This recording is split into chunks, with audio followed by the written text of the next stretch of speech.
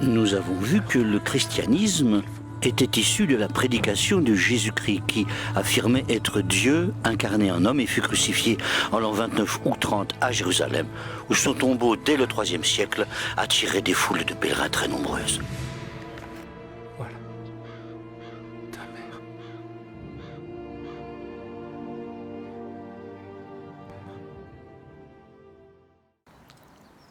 Après 250 années de persécution, les Romains avaient abandonné peu à peu leurs croyances polythéistes pour adopter cette nouvelle religion.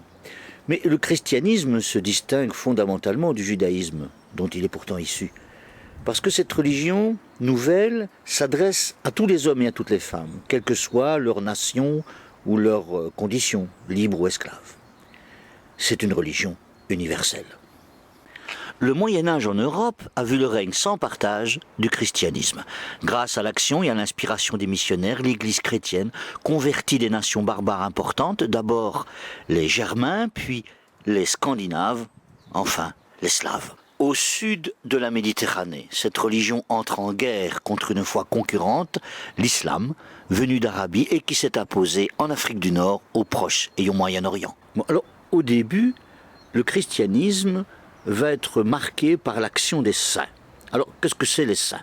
Alors, le saint, chez les chrétiens, est un personnage qui peut servir d'exemple en raison de la perfection de sa foi, qui a accompli au moins un miracle et qui est allé à sa mort directement au paradis sans passer par le jugement dernier. Donc, on peut prier les saints parce que ceux-ci, au paradis, peuvent intercéder auprès de Dieu en faveur du fidèle. L'histoire a connu des milliers de saints. Saint Christophe, par exemple, qui a aidé Jésus, enfant, à traverser le Jourdain en le portant sur son épaule. Saint Paul, qui, sans avoir connu Jésus, est devenu un des grands prédicateurs chrétiens peu de temps après la crucifixion.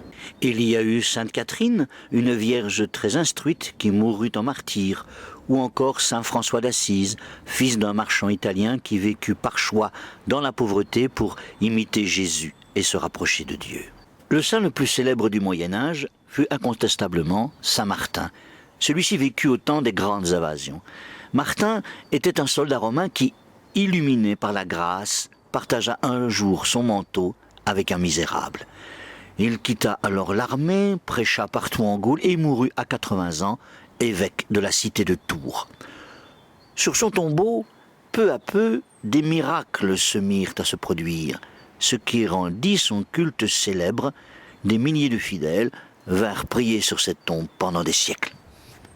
Le monastère est une institution commune au Moyen-Âge. Alors c'est un bâtiment où vivent des moines. Alors le moine qui vit là avec ses frères est un religieux qui a choisi d'obéir à une règle. On parle de clergé régulier.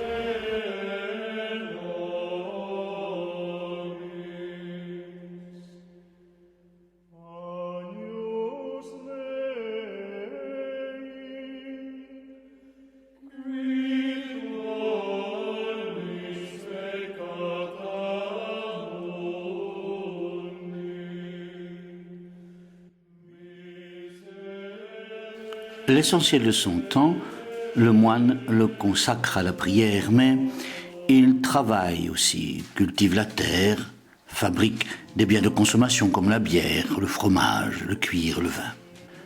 Mais aussi, il arrive que dans certains monastères, des moines érudits recopient des livres.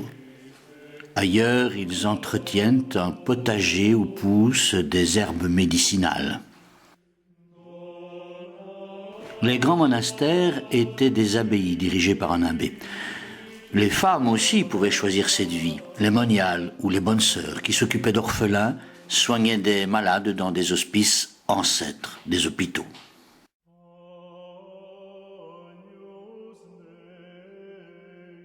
Alors, le Moyen-Âge est un temps de très grande ferveur religieuse. Alors, cette ferveur se traduit par deux phénomènes importants, les pèlerinages et le culte des reliques. Le pèlerinage est un voyage purificateur vers un lieu saint comme Jérusalem, qui se trouvait très loin de l'Europe, et pour y aller, c'était un voyage dangereux. On pouvait donc aussi se rendre vers des lieux plus accessibles comme Rome ou Saint-Jacques de Compostelle, dans le nord de l'Espagne, où se trouvait le tombeau de l'apôtre Jacques le Majeur, un des 12 disciples de Jésus, Santiago en espagnol. Les reliques, quant à elles, peuvent nous étonner. Une relique, c'est un morceau du corps d'un saint ou quelque chose qui lui a appartenu. Cet objet est enfermé dans un coffre précieux et placé dans une église. La présence d'une relique attirait les foules, mais aussi permettait de s'attirer plus facilement les faveurs du saint en question.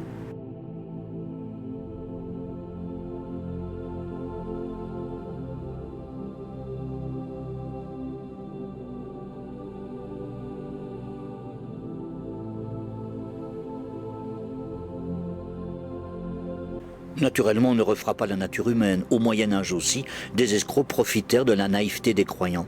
C'est pour ça qu'on connaît aujourd'hui 32 doigts de Saint-Pierre, 11 jambes de Saint-Matthieu et 10 têtes de Saint-Léger. On montrait également la tasse de Judas et un morceau de la corde avec laquelle il se serait pendu.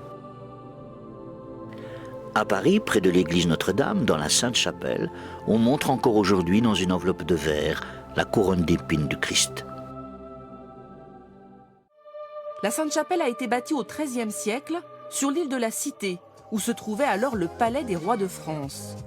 Louis IX, surnommé Saint-Louis, avait acheté à prix d'or une vingtaine de reliques du Christ, notamment sa couronne d'épines.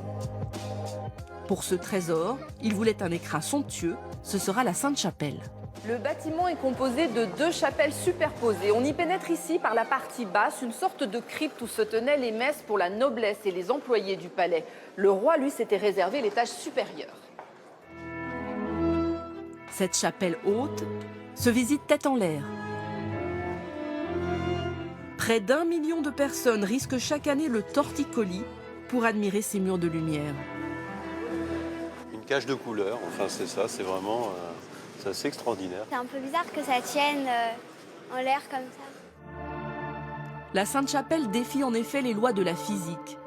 Les baies vitrées dominent, comme si les architectes du Moyen-Âge avaient fait disparaître la pierre. Ce qui fait la Sainte-Chapelle d'un chef-d'œuvre, c'est qu'on est vraiment à l'apogée du XIIIe siècle. On ne pourra pas faire mieux dans la façon d'évider les murs au maximum pour mettre à la place des vitraux. Le secret est dans la structure. La chapelle basse sert de fondation au reste de l'édifice. 14 piliers forment le squelette de la chapelle haute. Leur épaisseur est camouflée par le vitrail pour donner l'impression d'une cage de verre.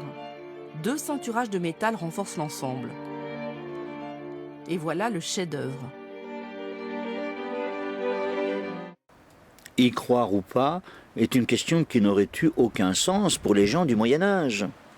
Si les athées existaient, ils se taisaient, et ceux qui doutaient pouvaient être ramenés dans le droit chemin par la torture ou par la peur de l'enfer. Les fidèles craignent le jugement dernier. Au tournant du siècle, l'Europe émerge du Moyen-Âge pour entrer dans l'époque moderne. Mais le sort des populations françaises et allemandes est toujours le même. Et entre les guerres, les maladies et les disettes, la mort les guette en permanence.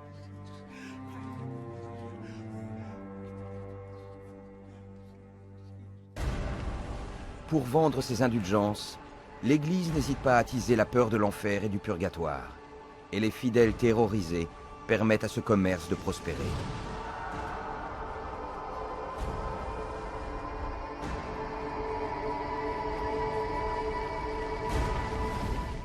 Le Moyen-Âge n'est pas un temps de liberté de croyance. Prenons par exemple les hérésies.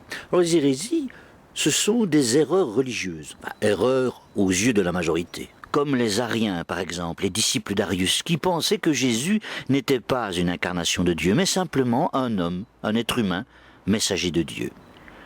Les hérétiques étaient impitoyablement traités, et souvent cruellement, comme par exemple les cathares dans le sud-ouest de la France. Les cathares sont apparus à la fin du XIIe siècle et proclamaient que l'Église s'était éloignée des enseignements de Jésus, que sur la terre toute création était l'œuvre du démon. Les cathares refusaient les richesses, la propriété privée, pratiquaient le travail manuel, vivaient très simplement, sans manger de viande et sans divertissement. L'Église, rejetée par ces gens, les combattit cruellement. D'immenses massacres eurent lieu et des villes entières furent détruites, Béziers, Albi, Carcassonne, Toulouse. L'Église n'était pas seulement capable de dureté, elle pouvait aussi, souvent même, permettre aux gens, aux croyants qui s'étaient égarés, de revenir au sein de la communauté en exécutant une pénitence. Alors, la pénitence pouvait être par exemple un pèlerinage, une mortification par exemple en se fouettant le dos ou en restant allongé sur le sol d'une église en prière pendant plusieurs jours. On pouvait aussi purifier une communauté en organisant des processions. On sortait de l'église la statue d'un saint ou celle de la Vierge et on la promenait dans les rues du village pour appeler la bénédiction du ciel sur les récoltes ou sur les habitants. Des foules immenses suivaient ces processions. Nos ancêtres du Moyen-Âge étaient extrêmement croyants.